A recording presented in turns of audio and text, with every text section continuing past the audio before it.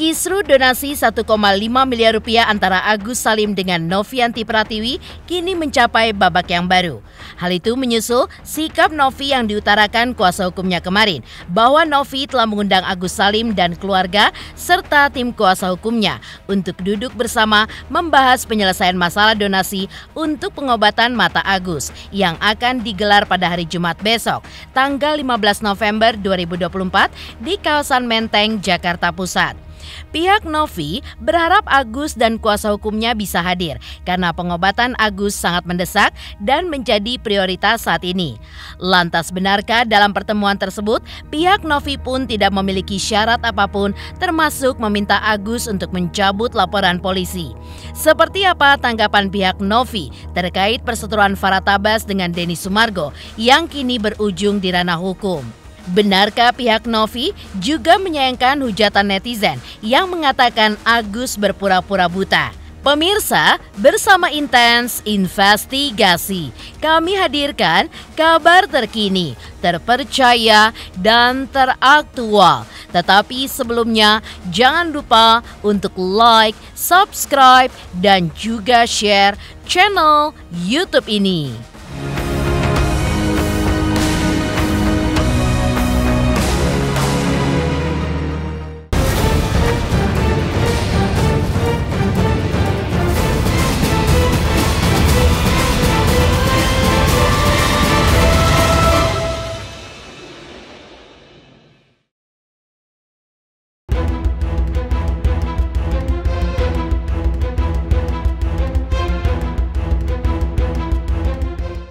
Kisru donasi 1,5 miliar rupiah antara Agus dengan Novi sepertinya sudah menuju ke babak baru. Desakan pihak Agus kepada Novi untuk duduk bersama untuk membicarakan donasi untuk Agus sudah mendapatkan respon positif dari pihak Novi. Dalam konferensi pers kemarin, kuasa hukum Novi mengungkapkan bahwa kliennya telah mengundang Agus Salim dan keluarga serta kuasa hukumnya di bawah koordinasi Farah Tabas untuk melakukan pertemuan di kawasan Menteng, Jakarta Pusat pada hari Jumat besok dengan agenda membahas penyelesaian masalah donasi pengobatan Agus. Sikap pihak Novi sudah jelas, uang donasi tersebut memang diprioritaskan untuk membiayai pengobatan Agus Salim. Karena itu, dalam pertemuan nantinya, Novi pun tidak mengeluarkan syarat apapun kepada Agus, termasuk mencabut laporan polisi dari Agus terhadap Novi. Bukan masalah dilaporkan atau tidak dilaporkan. Karena ini untuk pengobatan, sekarang duduk dong. Seperti apa baiknya, panggil Agus. Novi panggil Agus saja. Novi panggil Agus, ini uang ada di yayasan. Lalu berlanjut ke pengobatan seperti apa. Kalau misalkan itu dibalikin ke Agus, lalu yayasan Novi akan mengontrol pengobatannya Agus. Misalkan, kan juga nggak masalah juga. Oh, pengeluarannya Agus bersedia kan, nggak ada masalah kan. Misalkan kan kayak gitu perjanjian. Iya, perjanjian begitu kan. Iya, uang misalkan dibalikan lagi nih ke Agus. Lalu dari yayasan mengontrol pengeluaran uang Agus, nanti Agus mereport, ya kan? Oh, ini pengeluarannya untuk pengobatannya ini, pengobatannya ini, kita juga nggak keberatan, nggak masalah. Justru sekarang karena uangnya ada di Novi, jadi nggak bisa pakai apa, nggak bisa. Justru Novi yang harus panggil kita dong sekarang, karena uangnya kan dia William ya. Kita jadi nggak bisa apa-apa, artinya uangnya ada di Novi, justru Novi yang panggil kita, maunya seperti apa? Kita ikutin, ayo kita ikutin, duduk. Kalau Novi bilang dia yang mau kontrol, dia yang mau ini, nggak apa-apa, kita duduk aja sama-sama. Begini, selama ini kan disampaikan secara media sosial juga, tadi disampaikan juga untuk melakukan pertemuan, untuk bertemu dan lain sebagainya guna membahas masalah ini. Ya, saya melihat kita fokus kepada prioritas penggunaan penyaluran dana donasi ini. Untuk itulah kita mengundang agar supaya bagaimana ini bisa diselesaikan dengan baik. Kenapa? Karena Novi juga kan menerima mandat juga. Sekarang publik melihat bahwa dana donasi ini bagaimana sih peruntukannya untuk Agus. Untuk itulah kita mencoba untuk mengundang Agus dan kuasa hukumnya untuk bersama-sama. Ini loh, kita selesaikan permasalahan ini. Jangan berlarut-larut. Ayo, kan begitu. Kalau misalnya mau lari ke hukum, segala macam, ke proses hukum mau pidana maupun perdata, segala macam, itu urusan nanti. Tapi urusan ini sekarang bagaimana dana donasi ini bisa digunakan oleh Agus. Itu poin ya kan. Itulah makanya kami berharap agar supaya Mas Agus dan juga kuasa hukumnya untuk dapat hadir juga melalui undangan yang sudah kami sampaikan marilah kita berbicara, kita menyelesaikan bagaimana dana donasi ini agar dapat cepat digunakan oleh Mas Agus guna biaya pengobatan. Ya. Nah, untuk itu kita inisiasi sekarang, ya, insya Allah apabila hari Jumat kita terlaksana dengan baik nantinya ya pertemuan, ya mungkin semoga di sana bisa tercapai kesepakatan seperti itu. Ya, jadi bukannya kami tidak menanggapi, tapi inilah bentuk kita menanggapinya seperti ini. Kita kasih undangan memang secara resmi, ya, karena kita memang harus jelas ya untuk dana donasi ini. Jadi kita nggak bisa hanya sampaikan di media begini begitu, tapi tidak ada satu sikap konkret terkait dengan penyelesaian dana donasi ini seperti apa. Yaitu yang inilah hari ini yang kita akan sampaikan bahwa hari Jumat kita akan lakukan pertemuan dengan Agus dan kuasa hukumnya yang sudah juga kita undang per hari ini, seperti itu. Ya, kesepakatannya sudah jelas ya, bagaimana uang donasi ini bisa dimanfaatkan tepat guna oleh Agus. Jadi hanya itu ya, pengen itu saja, tidak ada hal lain, ya. Dan perlu digarisbawahi, ya, jangan sampai ada pemikiran-pemikiran, asumsi-asumsi, bahkan tuduhan-tuduhan yang beredar. Itu Teh Novi mau menguasai dana donasi tersebut, tidak ada. Sama sekali tidak ada. Bahkan memotong sepeser pun tidak ada. Ya, nanti hari Jumat kami akan menyiapkan ya rekening koran terupdate ya Mas Gary ya. Besok kita akan print, kita akan tunjukkan ini loh dananya ada. Tidak ada pengurangan, pemotongan, pemakaian apapun selain daripada urusannya Mas Agus. Sangat setuju sekali, harus jelas dan transparan. Untuk itulah kita membuka seluas-luasnya. Nanti pun kita akan sampaikan rekening koran mana yang dibutuhkan, ya. Kita akan tunjukkan apakah dana donasi Mas Agus ini digunakan untuk peruntukan lain oleh yayasan. Silakan cek. Kita terbuka untuk itu. Yang jelas kita tidak nyiapin poin apapun juga. Poinnya cuma satu, bagaimana dana donasi ini dapat diselesaikan dan disalurkan oleh Agus dengan baik. Itu aja. Tidak ada poin-poin dan lain sebagainya, tidak ada. Dalam jumpa pers kemarin, kuasa hukum Novi juga menjawab tudingan dari pihak Agus bahwa mereka mengabaikan undangan dari tim kuasa hukum Agus sebelumnya. Menurut kuasa hukum Novi, kliennya sampai saat ini pun cukup proaktif untuk menghubungi Agus dan keluarganya terkait pengobatan mata Agus. Namun, beberapa surat dan juga pesan WhatsApp yang dikirim ke Agus tidak direspon hingga saat ini. Jadi kemarin tuh dari tim kuasa hukum kami sempat mengirimkan chat pesan melalui WhatsApp pada kuasa hukumnya Mbak Novi. Ya, kita bilang selamat pagi rekan pengacara Bapak Gary. Surat saudara sudah kami terima. Berdasarkan informasi dari Agus bahwa saudara menyuruh Ibu Novi untuk mentransfer dana donasi dari rekening Agus ke rekening Ibu Novi. Nah, terus kami menginginkan adanya penjelasan terkait dengan transparansi terhadap dana yang diterima oleh Agus. Kemudian yang ditransfer ke Mbak Novi. Nah, terus kami meminta untuk diagendakan untuk bertemu dengan pihak kami. Tapi dari pengacaranya Mbak Novi nggak menjawab WhatsApp-nya, tapi sudah dibaca. Dibaca. Iya. Kalau uangnya Agus yang ditransfer itu kan. Iya. Kiri dikit bang. Bang kiri dikit bang. Ini bang. Nah ya. Bukan begitu ya. Jadi respon kita proaktif di sini.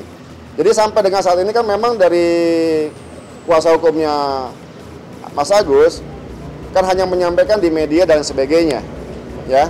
Tidak ada satu undangan resmi dan lain sebagainya kepada kami. Bukan. Jadi begini. Sejak mungkin nanti Mas Gary akan sampaikan dari tanggal berapa historical ya. Historical ini kita bicara historical sehingga apa?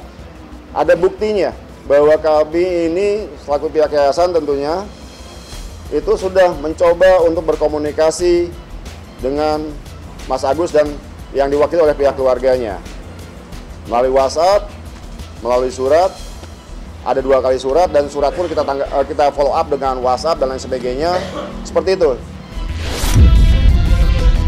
Sebelumnya, tim kuasa hukum Agus Salim melalui Krisnamurti ikut andil dalam pengobatan mata Agus dengan memberikan sumbangan berupa uang sebesar 50 juta rupiah untuk pengobatan Agus. Dan sebelumnya, Krishna Murthy juga mewakili timnya menyerahkan $700 Amerika kepada Agus serta keluarganya untuk dibelikan alat pendingin ruangan guna dipasang di rumah Wawa yang kini ditempati Agus. Lantas, seperti apakah pihak Novi menanggapi langkah kuasa hukum Agus tersebut dan terkait rencana Krishna Murthy yang akan membawa Agus menjalani pengobatan di luar negeri? Statement yang kayak mengatakan bahwa Agus ditolak BPJS, tidak di-cover BPJS, kemudian merengek-merengek, mengemis, meminta pertolongan, tidak ada seperti itu. Nah, contoh kami, Agus walaupun dana disimpan, tetap aja operasi dilanjutkan, ya Kris? Ya, operasi tetap. Dan hari ini kita buktikan uang diserahkan untuk besok langsung ke rumah sakit. Langsung ke rumah sakit. Segala kekurangannya ditanggung semua sama pihak kita. Ya. Betul Kris ya? Ya, betul. Ini janji ya kita semua ya. Ya. Terima kasih. Ya. Terus salaman sama Krisna. Ya, Gus ya. Silakan penyerahan uangnya. Sekedar DP aja nih. Ini sekedar DP, formalitas kita serahkan kepada Agus.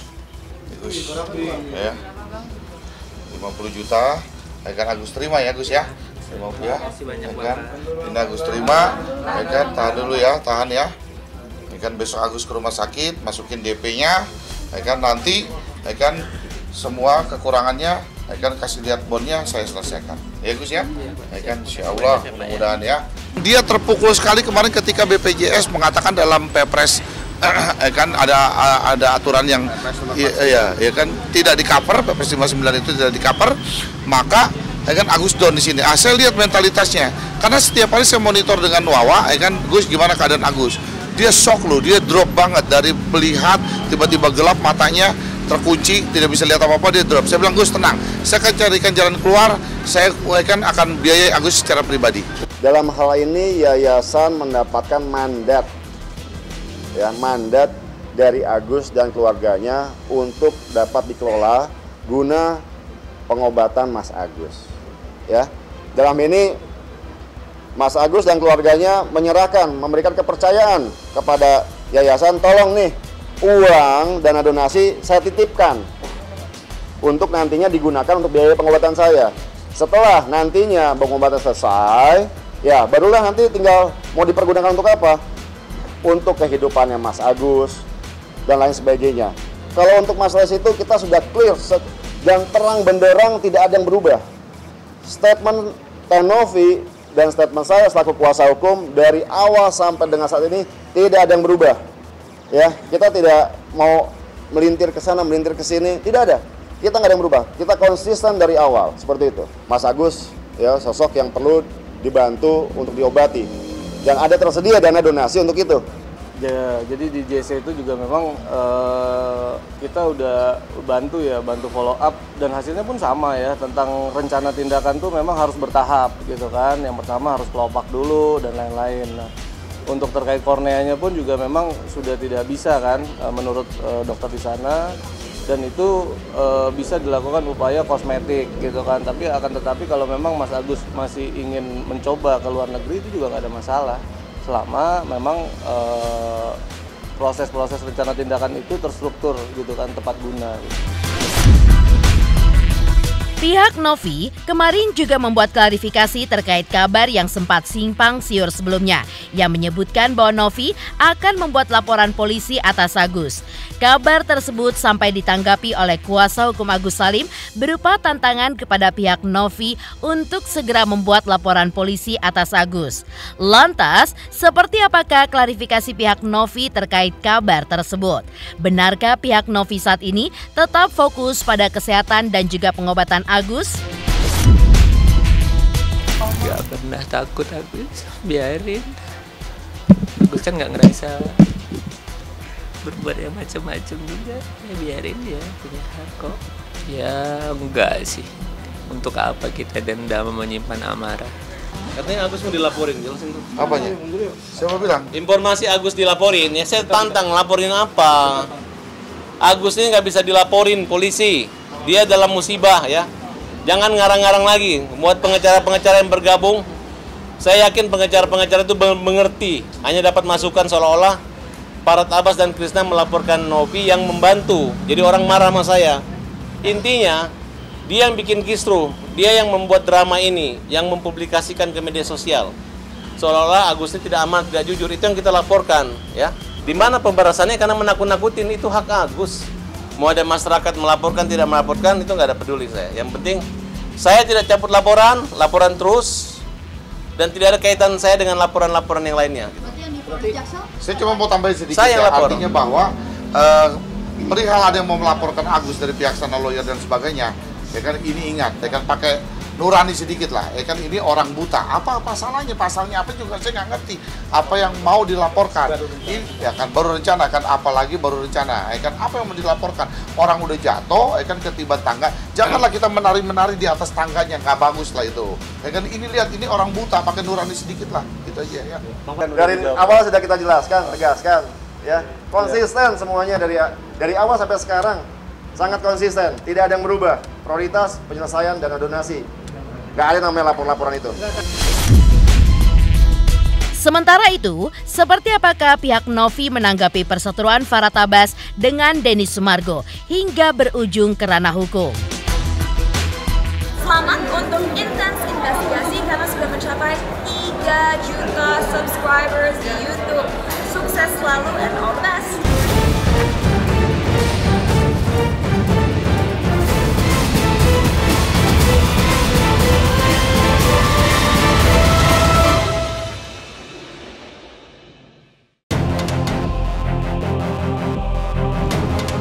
Kuasa hukum Novianti Pratiwi juga menanggapi langkah Farah Tabas yang sudah melayangkan laporan polisi atas Denny Sumargo ke Polres Metro Jakarta Selatan.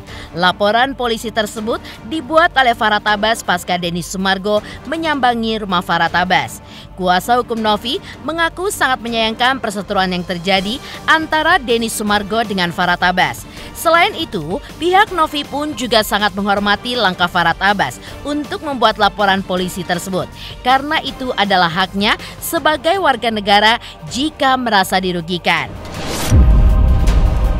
Hari ini kita di Polres Jakarta Selatan, saya menepati pertandingan hari ini bukan pertandingan otot tapi pertandingan otak. Bukan menyangkut salah benar tapi etika. Maka dari itu kita memutuskan untuk melaporkan Denny Sumargo dan hari ini sudah resmi kita laporkan dengan Undang-Undang Nomor 40 Tahun 2008 Pasal 16 atau Pasal 156 KUHP. Korbannya adalah Farah Tabas dan terlapornya adalah Denny Sumargo dengan ancaman hukuman di atas 5 tahun. Ini dia laporan polisi. Ini nih. Ya. Lalu sebentar, ikan dengan nomor laporan polisi 342 W3462. Ya, saya sangat sayangkan ya akhirnya melebar ke jalur hukum, akan tetapi apapun namanya, ya kan, kalau saya sebagai advokat tentunya saya akan bersikap mengambil sikap ya tentunya untuk prioritas terlebih dahulu penyelesaian perkara dari klien saya sendiri. Untuk hal-hal lain mungkin bisa digunakan nanti setelah selesai. Jadi akhirnya kita bisa fokus menyelesaikan permasalahan klien kita. Itu sih. Tapi ya kembali lagi itu kan haknya seseorang apabila merasa dirugikan untuk dapat melaporkan. Itu kan dilindungi oleh undang-undang. Nah, itu hak asasi manusia ya. Kita harus hormati itu. Kalau Bang Densu pada prinsipnya ya, itu saya udah cukup lama ketemu sama beliau. Intinya ya ini kan untuk pengobatan Agus. Kenapa sih dia agak kecewa? Kenapa sih nggak dipakai sesegera mungkin untuk pengobatan? Kok malah jadi akhirnya timbul masalah, dinamika, laporan polisi dan sebagainya. Seperti itu sih. Itu yang sangat disayangkan. Itu aja. Sempat viral video Agus Salim bisa berjalan di dalam rumah, di mana netizen pun kembali menghujat Agus berpura-pura buta. Hal ini pun juga ditanggapi oleh kuasa hukum Novi secara bijak. Menurut pihak Novi, untuk membuktikan kebenaran berita tersebut harus dibuktikan berdasarkan analisis dari dokter spesialis mata. Saya nggak melihat Agus di dalam itu ruangan itu cuma 3x3 meter.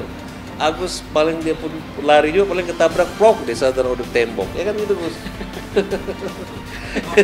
Ini kan 3 meter, Agus berdiri, ada yang dari kaca, dia berdiri ya bisa lah, dia tiap hari lewat situ. Ya namanya udah lokasi kita ya pastilah. Udah tahu.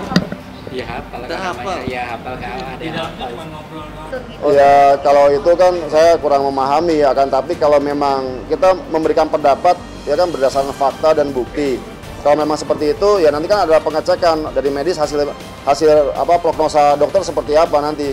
Kan akan dapat dijelaskan apakah mungkin tingkat persentase penglihatannya berapa persen dan berapa persen. Novi sampaikan, Om kalau gitu baiknya ya harus dilakukan pengecekan lagi sampai berapa persen tingkat persentase penglihatannya Mas Agus.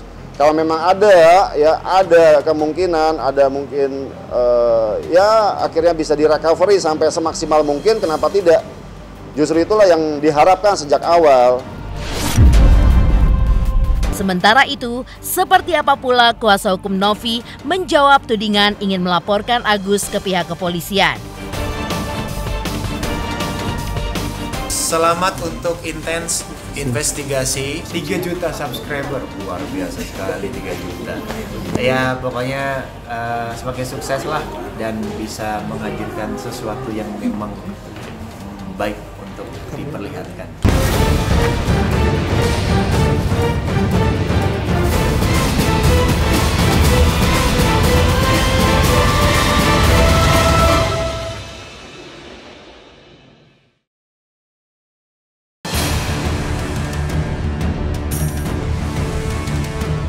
Sylvia, sebagai tim kuasa hukum Novi menjawab kabar bahwa kliennya ingin membuat laporan polisi atas Agus Salim.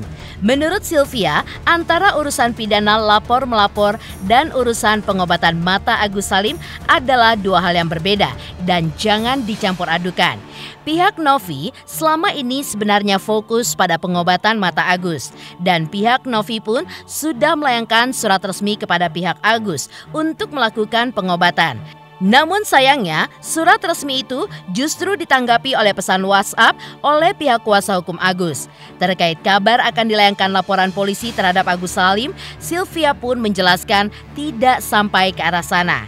Yang dilaporkan pihak Novi hanya kuasa hukum Agus yaitu RD Law. Akan tetapi, laporan tersebut nantinya hanya sebatas kode etik sebagai advokat saja. Kalau untuk laporan kan nanti pribadi itu. Beda antara pidana dan pengobatan. Ya kalau untuk pengacaranya sendiri paling yang bisa kita lakukan melaporkan kode etik kepada organisasi advokatnya karena sudah melanggar kode etik, melampaui wewenangnya dia ketika diberikan SK. Dan untuk pelaporan sendiri ketika RD Law ini mengatakan sesuatu yang tidak benar tentang Novi, nggak bisa karena U-nya UITE. UITE itu artinya orang yang merasa dirugikan lah yang bisa melapor. Di luar daripada itu nggak bisa walaupun pengacaranya sekalipun. Gitu. Surat sudah dilayangkan oleh pihak Novi, pihak kami 2 kali. Dan dibalas dengan WA. Bagaimana bisa? Kita ini kan profesi yang profesional ya. Kalau ada surat resmi harus dibalas dengan surat resmi. Lagi pula mohon dipisahkan antara pengobatan Agus dan juga pidana dong. Ya, karena mereka sudah melaporkan pidana Novi 2 kali ya. Ada 4 pasal di laporan pertama dan 1 pasal di laporan kedua. Nah, ketika bicara pengobatan Agus semestinya antara Agus dan Novi. Haknya apa para pengacara itu untuk ikut campur soal pengobatan? Dan ketika bicara surat yang dilayangkan oleh pihak Novi adalah tentang pemberitahuan, ayo Gus, mari kita mengobati matamu, kan seperti itu. Tapi kemudian dibalas oleh salah satu pihak pengacaranya Agus dengan WA. Ini kan sungguh sangat tidak profesional dan nggak bisa memisahkan antara pengobatan dan pidana gitu. Sehingga kembali kepada niat baik sih ya. Jangan selalu bicara di media tanpa dasar. Tidak ada mereka bertulis surat resmi kepada pihak Novi. Tidak ada sama sekali. Lawyer melaporkan lawyer, ini ironis. Coba dengan mereka itu lagi membela Novi gitu loh. Sekolah di mana bro? Itu cara pembelaan mereka untuk Novi. Astagfirullahaladzim, saya nggak mau menjelekkan bang, saya santai aja gitu loh. Dan saya kalau mau mengekik mereka dengan hal ini gitu, gampang. Sekolah di mana bro? Lo laporin gua nggak terbukti. Di Mabes Polri lagi bro, nggak kaleng-kaleng. Astagfirullahaladzim. Sama lah, kita ilmu yang sama, kuhap yang sama ya. Kita tuh lawyer gitu, kita tuh advokat, mau ngomong itu hati-hati gitu loh. Makanya jangan jadi seorang advokat kalau mudah dipenjarain sama orang. Itu pembela hukum. Dan ironis Pak ya, ironis sekali ada lawyer melaporkan lawyer. Itulah saya dari dulu paling selama saya menjadi seorang advokat, saya mikir 1000 kali mau melaporkan rekan sejawat saya ya. Pemirsa Intens Investigasi, jangan lupa saksikan terus Intens Investigasi. Dan pastikan jangan lupa untuk like, subscribe, share, dan juga komen jelang 3 juta subscribers channel Intens Investigasi.